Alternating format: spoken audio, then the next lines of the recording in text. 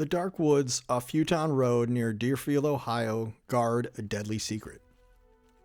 In the span of a year, 4 unsolved murders would be tied to this location, and the residents began to call it Murder Road.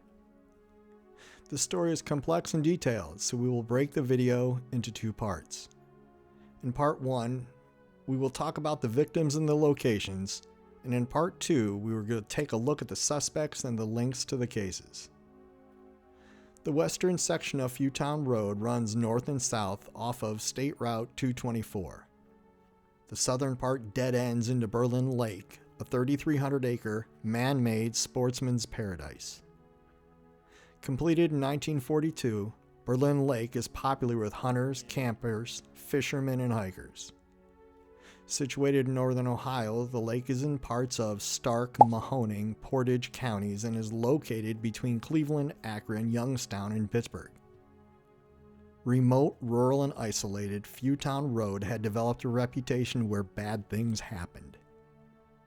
There were reports of gang violence, organized crime, and illegal activities, which caused local residents to become concerned. Some residents wouldn't leave their house without a firearm at all hours of the day. Starting in 1993, a wave of deadly violence would produce no fewer than 4 murders and potentially more, as officials began to notice striking similarities in these deadly cases. It became so bad, the local fire department refused to answer emergency calls on Fewtown Road without a police escort. Like all good stories, this one begins with, "Here's how it happened." On July 10th, 1993, swimmers in Berlin Lake discovered the dead body of 22-year-old Virginia Lecorchik of Alliance, Ohio, floating face down along Willow Point Beach, less than 3 miles away from Fewtown Road. She was found fully clothed, and her entire body had been badly beaten. She had been last seen the night before at a bar called the Town Tavern in Alliance, Ohio, a short distance from Berlin Lake. She had been last seen in the company of 22-year-old Robert Moore, and Virginia's family began to worry when she hadn't returned home the next day. Her family was driving around the area looking for her and were crushed to discover authorities had found her dead body, identifying her on the spot at the shore of Berlin Lake. Law enforcement immediately turned to Robert Moore, who turned himself in. Robert had beaten her so badly, the marijuana symbol on his left ring left imprints on her body. After he had left Virginia for dead, floating in Berlin Lake, he returned to his mobile home he shared with his wife, where he burned his cowboy boots and bloody clothes. Hoping a confession would produce a lighter sentence, Moore admitted to the crime. He claimed the pair had left the bar and then headed to Berlin Lake, where Virginia would rebuff his advances, and then he lost it, beating her violently, then dumping her body into the lake and leaving her for dead. He would be found guilty of involuntary manslaughter and sentenced to 15 to 25 years. He wound up serving 10 years in prison and was released in 2008, a year before another young lady, Glenna White, would go missing. In the summer of 2009, 17-year-old Glenna White of Alliance had decided to run away from home with her boyfriend. Glenna would have the tragic misfortune of winding up at the home of a friend a few miles away from Alliance. The friend lived with his mother, who shared a home with her boyfriend, the now 34-year-old Robert Moore. The young couple had only intended to stay there a few days, and in that time, Robert Moore was said to have offered them alcohol. Shortly after, clad only in a sheet, Glenna would approach her boyfriend, claiming Moore had tried to rape her. Faced with the accusation, Moore was infuriated and ordered the pair out of the house. He offered Glenna a ride back home, and Glenna agreed. This would be the last time anyone would see her alive again. Moore's relatives would admit to authorities that when he returned an hour and a half later, he would be covered in mud and blood, and his knuckles were scraped and bloody as well.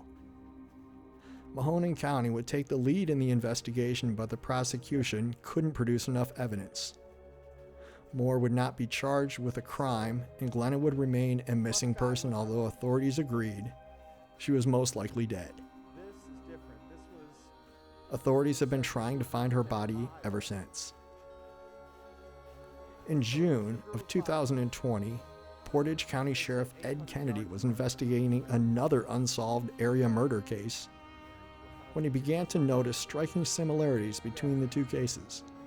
He received a tip about Glenna's disappearance and now had enough information to charge Robert Moore with the murder of Glenna White, and he is currently on trial for the crime as of November 2023. But the story doesn't end there. In fact, far from it. In November 6, 1993, a young couple had found their way to a lonely beach at Berlin Lake off Fewtown Road shortly after midnight. 31-year-old Andy Hussey and 32-year-old Lisa Waters parked on a dirt road and hiked down to the water's edge. They sat on a log next to an old campfire ring where they sipped beers and talked, enjoying the calm moments before all hell would break loose. Behind them was a 40-foot cliff, deep dark woods, and a sniper with a .30-30 caliber rifle. The sniper sighted down through the gun's scope and fired his first shot. The bullet entered Andy Hussey's back and pierced his heart, where he fell off the log dead, never realizing what had happened. Lisa tried to run in terror, but the sniper took aim again and fired into the darkness at a moving target more than 60 feet away. The bullet entered the back of her neck and ripped through her lungs. She fell dead only 15 feet away from the spot where she'd been sitting. As the sun came up the next morning, a couple of deer hunters came across the grisly scene.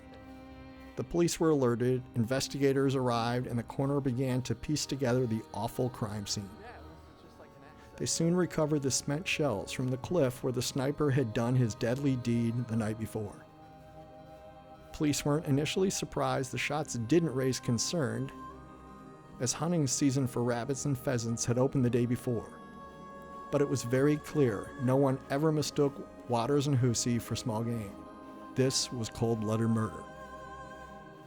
Not a lot is known about Andy Hussey, although he was the son of Portage County Sheriff Lieutenant Gordon Hussey and would have been very familiar with the Berlin Reservoir area. His family owned property there, and Andy was known to have enjoyed Berlin Lake to the fullest. Lisa Waters' father, Jerry Waters, told a reporter that as a youngster, Lisa displayed musical talent and loved singing gospel songs with her parents and younger brother. But when she was 16 years old and developed into adolescence, her behavior would change.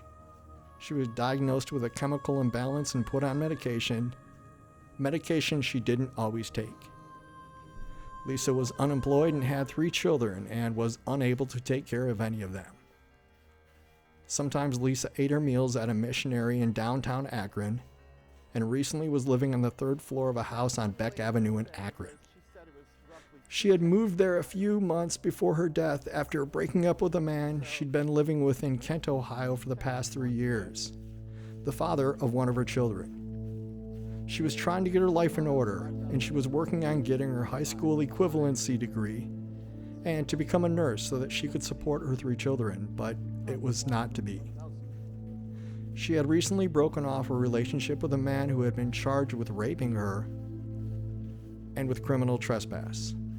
Although she was able to get a temporary protection order, ultimately he was only found guilty of child endangering. Authorities began to focus on someone with the marksman's skills to shoot 2 people dead in the dark with 2 shots from over 60 feet away.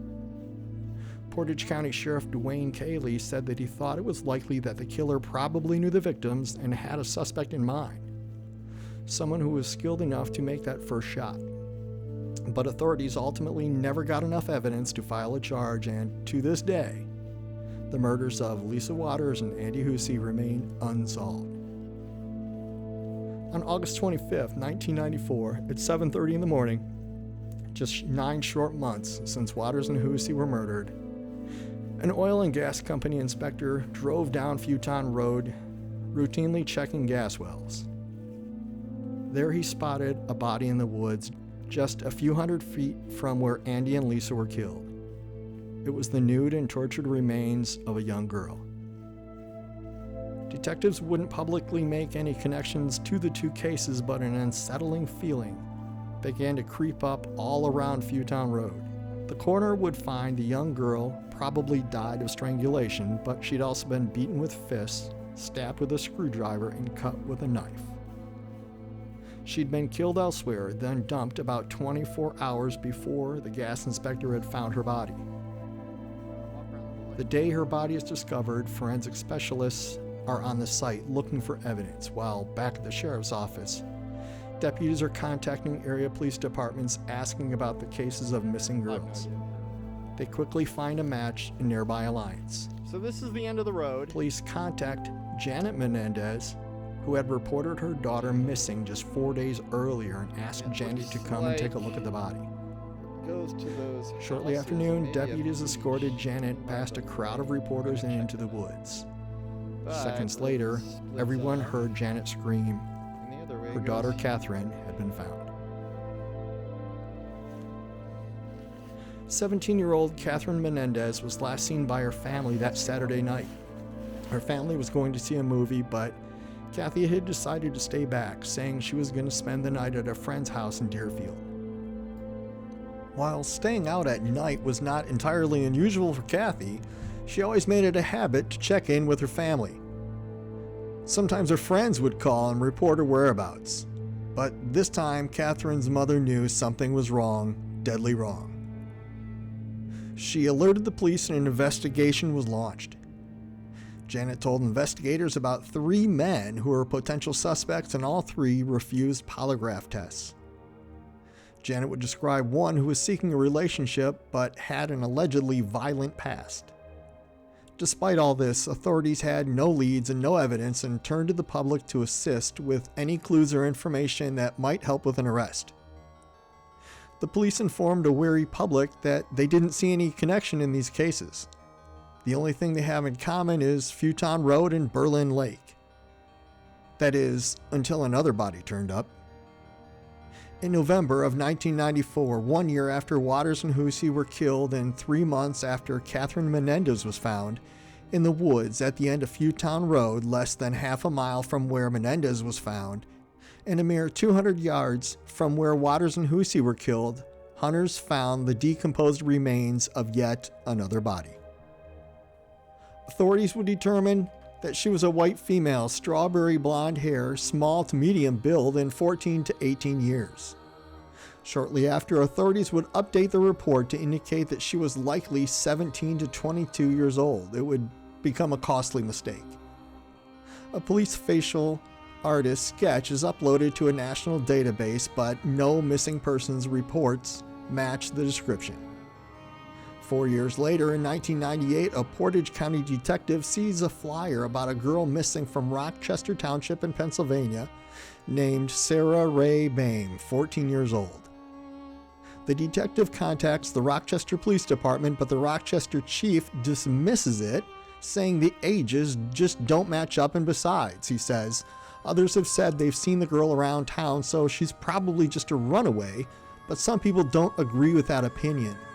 And in 2001, Detective Kim Clements of the Beaver County District Attorney's Office finds a sketch on a website called the Doe Network, a database of missing persons. The sketch looks a lot like Sarah Boehm. The sketch is that of the remains of the young girl found in Portage County, Ohio. Detective Clements requests a DNA comparison, so they take a sample from the remains and a swab from Sarah's mother. However, this case would face delay after delay. In the fall of 2001, and the terrorist attack of September 11th had created a backlog at the FBI, where scientists were trying to determine the remains of thousands of victims in New York, Pennsylvania, and Washington, D.C. It would take more than 2 years for them to analyze the DNA of Sarah Ray Boehm. And in 2003, 9 years after those remains were discovered, they were finally able to confirm the 14-year-old was indeed the victim found at Berlin Reservoir 70 miles away from her family's home in the Pittsburgh suburb. Sarah was a popular girl who was a cheerleader, and she was said to have loved animals and was active in her church. However, her parents were estranged, and she lived with her mother and brother, and her home life began to be examined more closely, and the police initially began to focus on her immediate family. On July 14, 1994, Sarah left a note saying she was going to spend the night at a friend who lived 2 blocks away. She arrived at the friend's house, but they had had company, so she didn't stay. But she didn't return home either. When her mother, Phyllis Boehm, learned the next day that her daughter hadn't stayed at her friend's house, and after missing a counseling appointment, she called the police. Although she had never run away before, police seemingly had a reason to call her a runaway. A few days after she disappeared, Sarah's uncle claimed to have found a note tucked under her pillow, and it was written in 4 different colored inks. The letter wasn't released to the public until 2011, 7 years after her death. In it, the letter describes, "I've always said the day I walk out the door is the day I never return. I'm just a burden. I create problems. I've already learned you don't have time for me and you don't care." In the letter, Sarah referred to a disturbing relationship. "I met a guy who gave me love and whatever else I was not getting at home," she wrote. "He was a very, very abusive man. Didn't anyone wonder why I always was injured and said I fell? I don't mind if you don't love me. Please don't hate me. Please don't try to find me because you won't find me. By the time you read this note, I'll be gone." The letter ends, "This is all for the best. Wish me luck and say a prayer for me, okay? I'm sorry. Sarah Ray Boehm." No one is sure who is she addressing in that letter. Since she refers to her mother and brother in the note, it doesn't appear that she left the message for them. It was weird that it was left in the house she shared with them, tucked under her pillow, if she wanted them to find the letter. Her uncle found the letter in an envelope addressed to "Whoever Cares." Investigators say that they didn't think the family was being completely honest with them. They said they didn't doubt the words were in her handwriting on the note, but they found the letter suspicious because it was written using 4 different colored inks. They wondered if it was somehow pieced together and planted, either to help police or throw them off track. The Beaver County District Attorney Anthony Burash was among the skeptics. "In a strange way, Sarah is speaking to us," he said, "and I really believe the message she's giving is, that's not my letter. This is not a letter from me." Additionally, in 1993, 10 months before her disappearance, Sarah claimed she was the victim of an attempted abduction. In an interview to a TV station, she said, "I was just thinking, oh please God, just don't let him kill me. Just had a thought in my head that I was going to be killed." In the 29 years later, no one has ever been arrested in any of the Berlin Lake cases. Authorities say it seems very possible the 2 girls are the victims of a serial killer, but stop short of claiming the cases are related, just that the cases are parallel. While there are suspects for both girls' murderers, they are not the same suspects. It's possible they aren't connected at all. It's possible they are connected. While the case may be old, they aren't forgotten. In 2009, the FBI put up billboards featuring the Menedez and Boehm cases along highways in Pennsylvania and Ohio. And in 2015, the Portage County Sheriff's cold case team took a new look at the cases. They resubmitted the old evidence to the FBI, and the FBI even returned to Berlin Lake to reprocess the scene.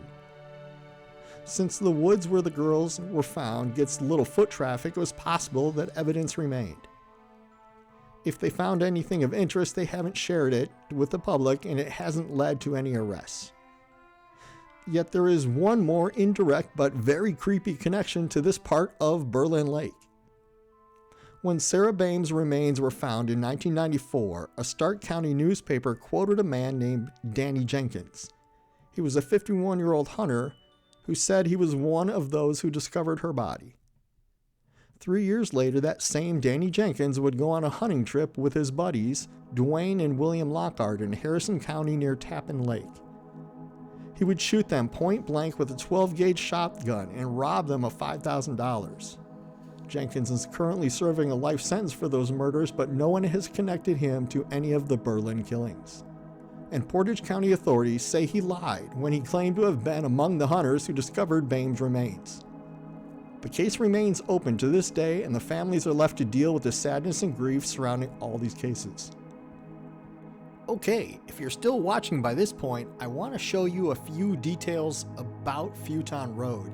This is from a drone, obviously, and we're looking down into the woods. You can just see exactly how dense and isolated this place is. It's fall here in northern Ohio, and the leaves are off the trees, so you can get a good view of exactly what the woods look like. But in the summer, it's very lush, and those trees would have a very, very tight canopy. There was no way you could see much light down on the floor. So it would make a perfect spot to hide just about anything. There's a fantastic podcast called Murder Road, and in it, some women describe what it was like to live on Fewtown Road growing up, and they describe just how dangerous and isolated this road was. They said that motorcycle gangs would use it, and you could hear chains pounding on metal all night. They talk about a lady who showed up at their door needing assistance without any clothes. She ranted and raved until they kind of concluded through the police's help that she belonged at the local mental institution. They also said that this road was known for mob activity, as well as motorcycle gangs and just general violence. At one point, I believe they suggested that they were even going to move some tractors across the path so people could not get in and out of there at night. Today, there is a gate blocking the path, and there's not a lot of evidence of illegal doing, but the whole feeling that you get just walking through this woods is very creepy and very isolated and really just very lonely. So this is Fewtown Road, and we're heading south, and this is going to terminate at Berlin Lake. It's not like you can step right onto the lake, and the path kind of tees off. So we're approaching that tee, and the space where Sarah Boehm was found was to the right. We're going to eventually head down there. But I just wanted to take this moment to show you just exactly how isolated and dark and really lonely this place is. Thanks for sticking around and watching, and stay tuned for part 2. If you enjoyed this, hit like and subscribe. Bye.